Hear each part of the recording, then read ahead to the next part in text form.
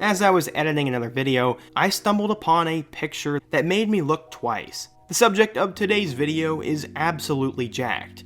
In fact, I'd go on to say he's one of the most built running backs I've ever seen, and to some, he was compared to the great Herschel Walker. He was a 5-star recruit, one of the most sought-after players in the country, and someone who eventually became a college football superstar.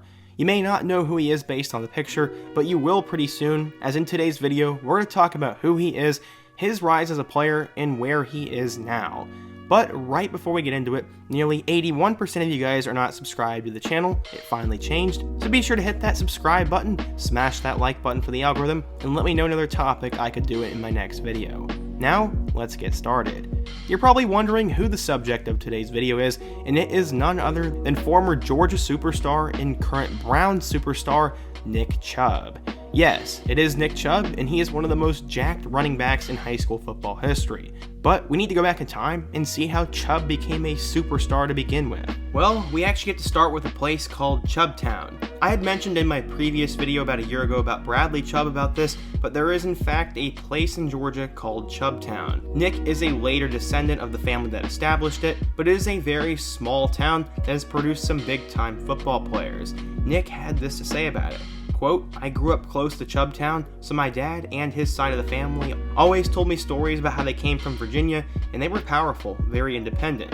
They were never slaves, and I know my dad always took pride in the name, as he would always say, you're a Chubb, you can do this. I think that carried over to everyone, which is why we've all been so successful. When I say we, there are a couple of other guys who are from that town as well. Brandon Chubb went on to play for Wake Forest and was great there, and Bradley Chubb went on to become a top 10 pick from NC State. But originally Nick and those guys didn't know each other. Bradley said he remembers walking around high school one day and his coach stopped and asked him if he knew who Nick Chubb from Cedartown was. Apparently from there, Bradley started asking his dad if he knew him, and they ended up getting together. Nick had this to say, quote, when I heard there were Chubbs around, I had to meet them because we all love football and we're all very athletic. I wanted to get in touch with them to see how everything was going with them. Brandon was a little bit older, but Bradley and Nick were both high school seniors when they met, and they said if you're a Chubb, you pretty much know you're related. Known as a hard worker and a role model in his small town of Cedartown, Georgia, Nick was known for spending most of his time in the weight room trying to get better. His dad also praised his character.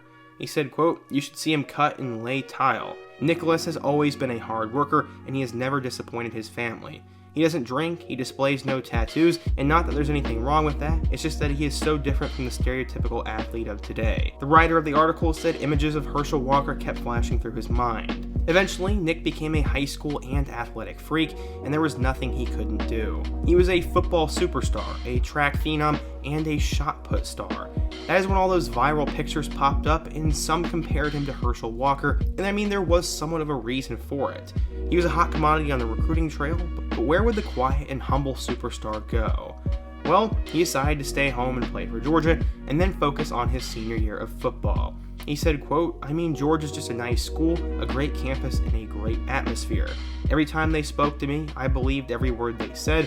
I believe we're going to win the national championship between the years that I'm here, and I believe them, and I believe in them. Chubb would not be alone in the 2014 running back class, as a fellow player from Florida by the name of Sony Michel would join him. These two would become a dynamic duo, and this backfield would wreak havoc on college football for the better part of this decade. It would be a challenge for Nick though. He said this, quote, that's a challenge I'm willing to take, and the competition is to keep the game better. I'm going to outwork them, I know I am. You can't hide from the competition. Sooner or later, it's going to catch up with you, and you've got to face it. Who was Nick talking about? Well, they had Todd Gurley, who would eventually become a Heisman frontrunner and an NFL star. You had Keith Marshall, who was a 5-star and would eventually flame out. And then you had Sony Michel. In terms of other schools that tried to get him, Chubb said that South Carolina, Auburn, and Alabama were other options as well. South Carolina was especially high on him. Chubb said, quote, South Carolina always said I'm the next Marcus Lattimore. I enjoyed that. That was nice hype, but I didn't get on there at all. I don't know, I just didn't feel it. I liked Auburn probably a little bit more than South Carolina, just because I felt the love when they talked to me, things like that, but I just gotta stay home. He also said that Alvin Kamara tried to recruit him really hard at Bama, and with how smooth Kamara was, he said Bama will surely land whatever prospect they want, but he was going to stay home and play for Georgia.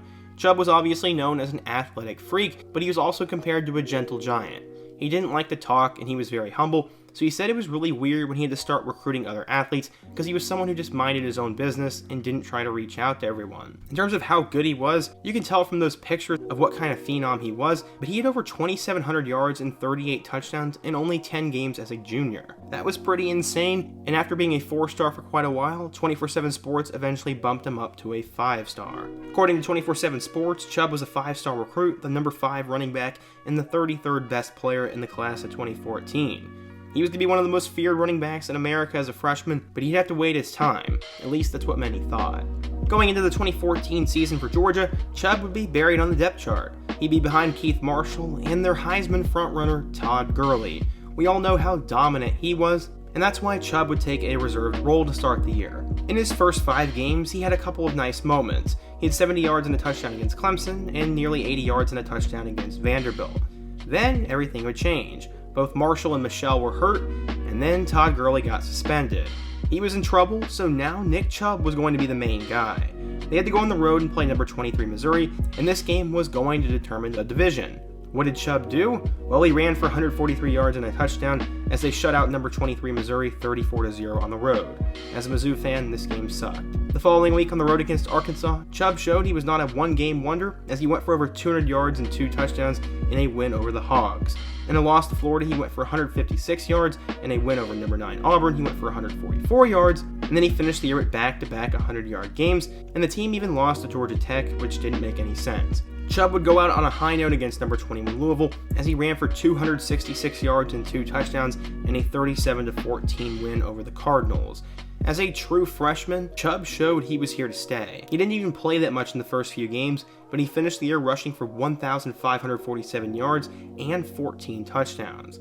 People were starting to forget about Todd Gurley and talk about how Nick could be better. 2015 was going to be a huge year for Chubb. He was now a Heisman contender, and he had a great start to the 2015 season. He had 2 touchdowns and 100 yards in their first game against ULM, and then nearly 200 yards in a win over Vanderbilt. He had almost 200 yards in a win over South Carolina, and then another 2-touchdown performance against Southern. In a loss to Alabama, Chubb had 146 yards and a touchdown, and that Tide defense was good that year, so that was quite an accomplishment. Then, everything changed, and many wondered if Chubb would ever be the same player again. Yes, I'm talking about that injury against Tennessee.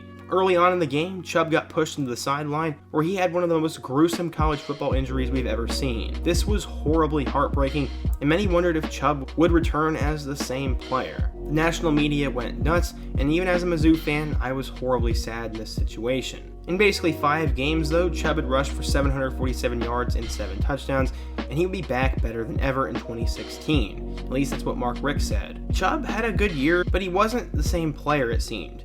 He was very inconsistent. Against number 22 North Carolina in week 1, Chubb went for 222 yards and 2 touchdowns, and the following week he had nearly 100 yards again, but then he kind of struggled. In his next 6 games, he only went over 100 yards once, and he only had 2 touchdowns in that time frame. He'd get back to normal in a win over number 9 Auburn, and then he had a 100-yard game against both Louisiana and a touchdown against Georgia Tech, which they lost again. I really didn't know Georgia used to lose to Georgia Tech, but then pretty much out of nowhere, Chubb finished the season strong and reminded everyone of how good he is.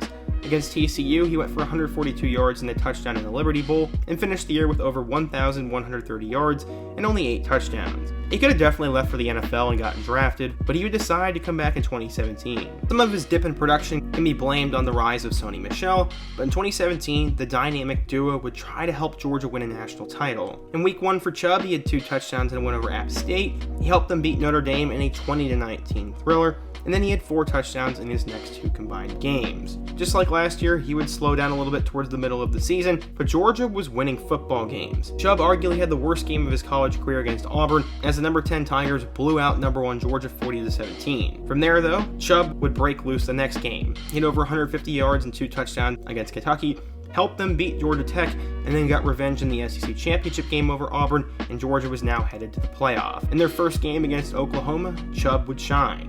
He had 145 yards and 2 touchdowns, and eventually helped them beat the number 2 Sooner in double overtime in what was one of the best Rose Bowls ever. The Bulldogs would go play number 4 Alabama in the national title game, and unfortunately, Chubb played terrible.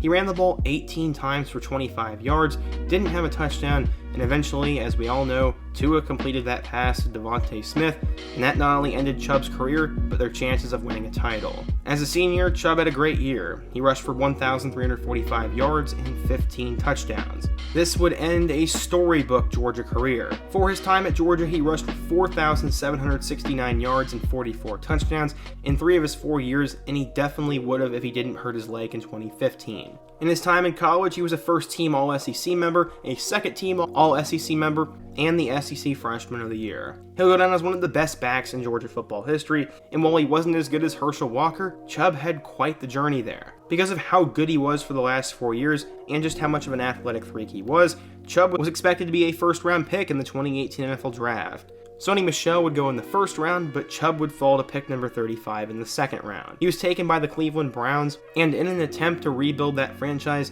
Chubb was going to be the centerpiece at running back. So far in his NFL career, he's played great. As a rookie, he ran for 996 yards and 8 touchdowns, and just narrowly missed that 1,000-yard mark. In 2019, he'd have his breakout season as he rushed for nearly 1,500 yards and 8 touchdowns. In 2020, he'd once again break the 1,000-yard mark, and he also had a career high in touchdowns with 12. He signed a massive extension so far in 2021, and despite only playing 8 games, he is on his way to having another 1,000-yard season. He's also been effective in the passing game, as he has had nearly 100 catches for 660 yards in 4 years. Chubb has been selected to the Pro Bowl 2 times, and I expect that to happen again this year. He's one of the best young running backs in the league, and he's one of the best college football running backs we've seen over the last few years. The guy who was supposed to be the next Herschel Walker and one of the most jacked high school running backs we've ever seen has lived up to pretty much all the hype he had, which very rarely happens in the sport of football. What do you guys think though? Where does Nick Chubb rank in terms of all-time Georgia running backs? Who's another player I could take a look at in my next video? And what topic should I do next? Be sure to let me know down in the comment section, smash that like button for the algorithm, and check out all my other videos on the end screen, including my video about what's going on with JT Daniels. I hope to see you guys again soon, but until next time, peace.